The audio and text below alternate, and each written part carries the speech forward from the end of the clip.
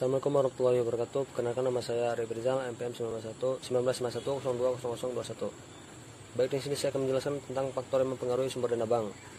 Pertumbuhan bank sangat dipengaruhi oleh perkembangan dalam menghimpun dana masyarakat, baik yang berskala kecil maupun yang berskala besar, dengan masa pengendapan yang memadai dari skala tersebut. Sebagai lembaga keuangan, masa dana tidak bisa berbuat apa-apa. Dengan kata lain, bank tidak akan bisa berfungsi sama sekali. Dana adalah uang tunai dimiliki dan dikuasai oleh bank dalam bentuk tunai yang dapat diubah menjadi uang tunai. Uang tunai yang dimiliki dan dikuasai oleh bank tidak hanya berasal dari pemilik bank itu sendiri, tetapi juga berasal dari titipan orang lain ataupun dana dari pihak lain yang sewaktu-waktu dan dapat ditarik kembali, sekalipun atau secara berangsur-angsur. Dalam pandangan syariah, uang bukanlah merupakan suatu komoditas, melainkan hanya sebagai alat untuk mencapai pertambahan nilai ekonomi. Hal ini bertentangan dengan perbankan yang berbasis bunga, yang dimana uang mengembangbiakan uang. Tidak peduli apakah uang itu dipakai dalam kegiatan produktif atau tidak produktif.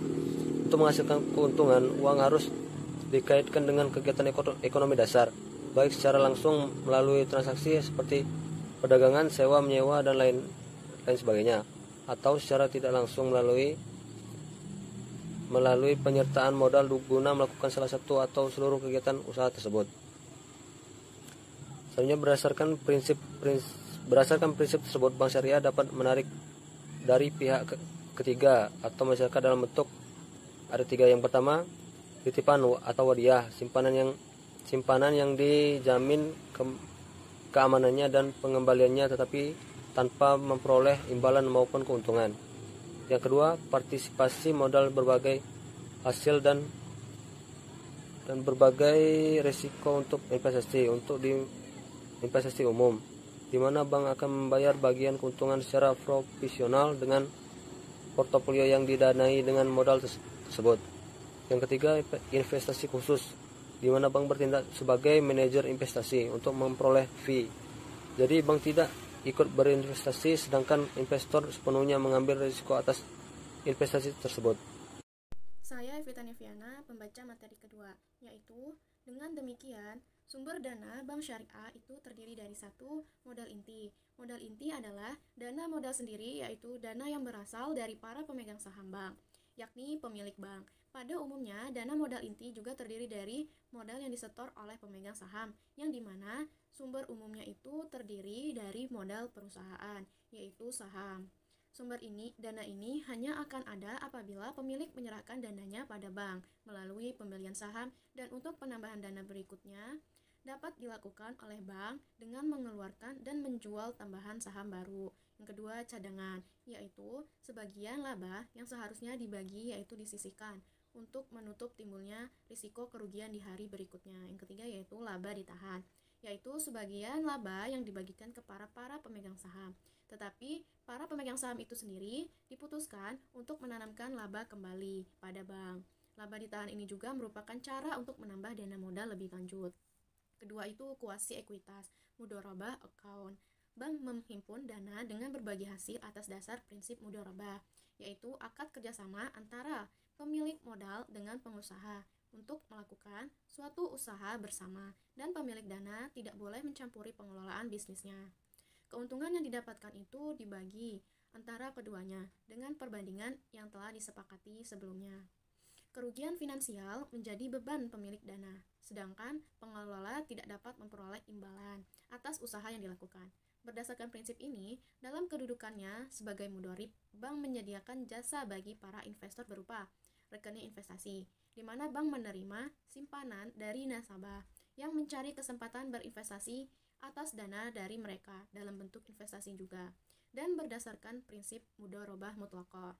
Yang kedua, rekening investasi khusus, di mana bank bertindak sebagai manajer investasi bagi nasabah institusi untuk menginvestasikan dana mereka pada unit-unit atau usaha atau proyek-proyek tertentu yang mereka setujui maupun yang mereka kehendaki.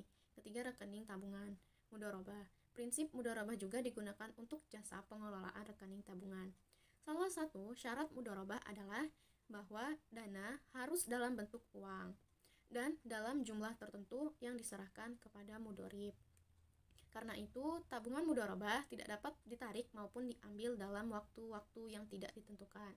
Yang ketiga yaitu dana titipan atau wadiah. Dana titipan adalah dana pihak ketiga yang dititipkan pada bank yang umumnya itu berupa jiroh atau tabungan.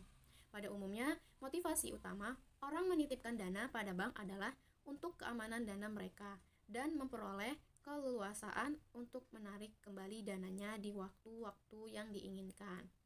Menurut Zainul Arifin, dana titipan wadiah ini dikembangkan dalam dua bentuk sebagai berikut. Yang pertama, rekening jiro wadiah. Bank Islam dapat memberikan jasa simpanan jiro dalam bentuk rekening wadiah.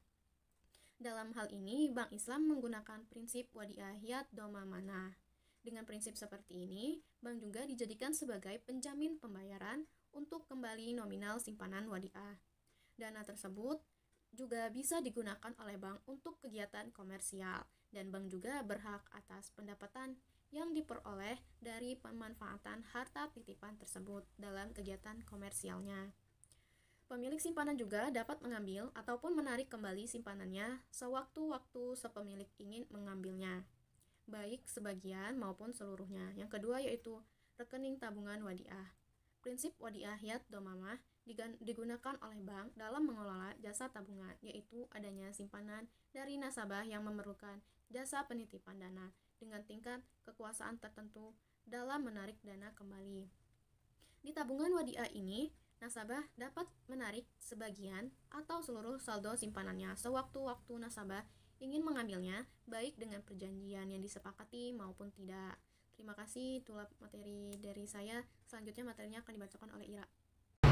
Assalamualaikum warahmatullahi wabarakatuh. Saya Ratulia. Di sini saya akan melanjutkan materi tentang beberapa faktor yang mempengaruhi sumber dana dalam perbankan menurut Dahlan Syama dalam bukunya Manajemen Lembaga Keuangan. Tingkat kepercayaan masyarakat pada sebuah bank dinilai dari kinerja, posisi kapasitas, integritas, dan kredibilitas. Reputasi perkiraan retur yang akan diterima oleh masyarakat dibandingkan oleh alternatif portofolio. Keamanan dana nasabah lebih terjamin. Ini di tengah kasus yang sering terjadi karena moral hazard ataupun moral hazard. Pelayanan prima dan ketepatan fleksibilitas waktu dengan tersedianya fasilitas ATM dan link yang tersebar. Manajemen bank yang profesional ditunjukkan dengan lewat sikap tindakan pimpinan dan karyawan. Bank mengelola dana bank yang hati-hati tetapi dengan retro yang kompetitif. Pada dasarnya banyak sekali faktor yang mempengaruhi penghimpunan dana bank dalam menetapkan lending rate maupun cost of fund, baik dari dalam bank itu sendiri maupun dari masyarakat pemilik dana. Tetapi mana yang paling berpengaruh sifatnya? Sifatnya sangat kondisional. Demikian juga faktor-faktor ini tidak lepas dari keterkaitan faktor lainnya. Menjadi tugas dan tanggung jawab asset and liability complete also untuk menentukan teknik-teknik pembentukan preaching dan merekomendasikannya kepada direksi bank dalam mengambil sebuah keputusan agar tercapainya target pada akhir tahun yang mempengaruhi tingkat keuntungan bank. Baiklah, terima kasih. Sekian penjelasan dari kelompok 9, semoga bermanfaat untuk teman-teman semua. Wassalamualaikum warahmatullahi wabarakatuh.